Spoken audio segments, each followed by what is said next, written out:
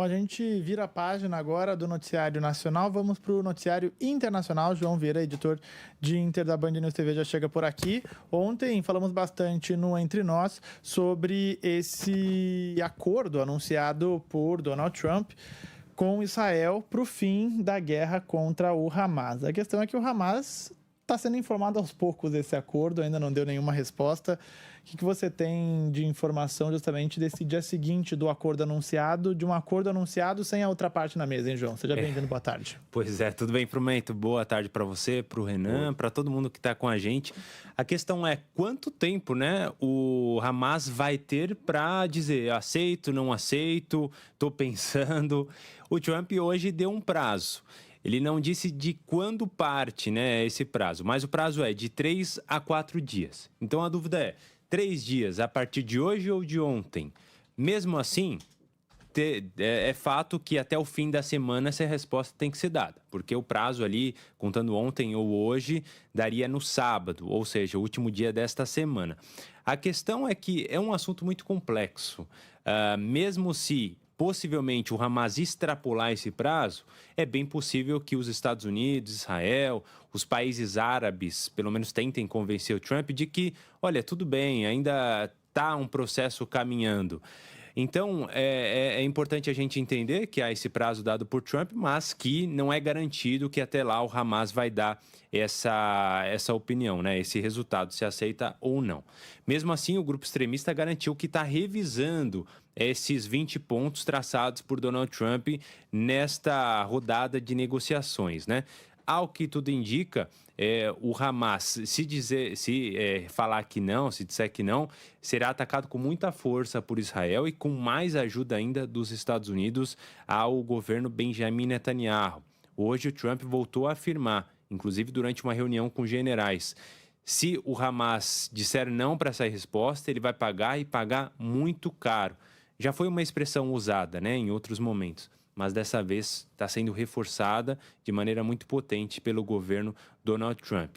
Países europeus vêm se pronunciando, aliados de Donald Trump, sobretudo, né, a França, o Reino Unido, que disseram que apoiam essa proposta, ainda que dias atrás, né, vale lembrar, eles tenham entrado em rota de colisão quando disseram que agora consideram a Palestina como um Estado soberano, que os Estados Unidos são totalmente contrários. No fim desses pontos, 20 pontos, é possível que se estabeleça um caminho mais claro, para que a Palestina vire um Estado soberano realmente. Mas isso depois de se traçarem vários passos, entre eles liberação de reféns, saída do Hamas do governo, desarmamento e por aí vai.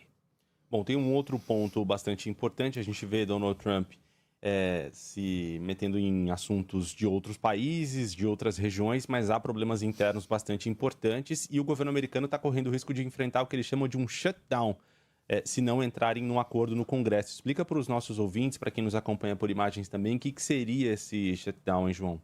Vamos lá, basicamente seria um desligamento, né? Se a gente fosse traduzir literalmente, é algo como uma paralisação do governo.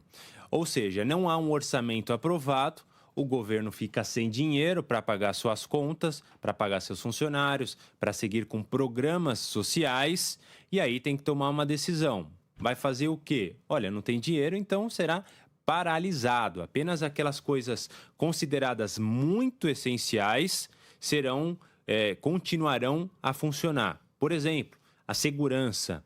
A segurança do Donald Trump vai continuar, o FBI vai continuar investigando, a CIA vai continuar fazendo as suas apurações, hospitais vão continuar em certa medida, né, vão ser afetados, mas em certa medida receberão ajuda federal. Então aquilo que protege a vida e a propriedade continuará funcionando. Mas tira isso, você vai ver que tem muita coisa que passa a ser impactada e paralisada. Por exemplo, parques federais pararão de funcionar. Os empregados federais vão para casa. E normalmente se fala de licença, mas nesse caso pode levar à demissão em massa. O Donald Trump, desde o início do governo, nós lembramos que do Elon Musk, que fazia parte desse governo até meses atrás, liderava um processo de corte de gastos, cortando muitos empregados. E o Trump já deixa claro que pode usar este momento para cortar ainda mais gastos. Então, em vez de só colocar de licença essas pessoas e depois que um orçamento for aprovado, pagar as pessoas novamente, pagar retroativamente, ele vai demiti-las. É isso que ele está falando. Não tem um número claro ainda, mas se fala, por exemplo, em até 100 mil pessoas. Pode ser um número ali até muito esticado, mas é um tipo de estimativa que é feito. O orçamento ele tem que ser aprovado, né, esse financiamento do governo federal, até hoje às 11 horas e 59 minutos e 59 segundos. Ou seja, no segundo seguinte o governo é considerado paralisado. Já aconteceu isso? Já, algumas vezes, e inclusive no governo Donald Trump, lá no primeiro mandato, na virada de 18 para 19. E foi a maior paralisação em 40 anos. Foram 35 dias de paralisação. Causou muito problema, além dessas licenças, causou prejuízo econômico. 3 bilhões de dólares fora dos cofres americanos por causa daquela disputa política também, né? Porque há no Congresso essa aprovação.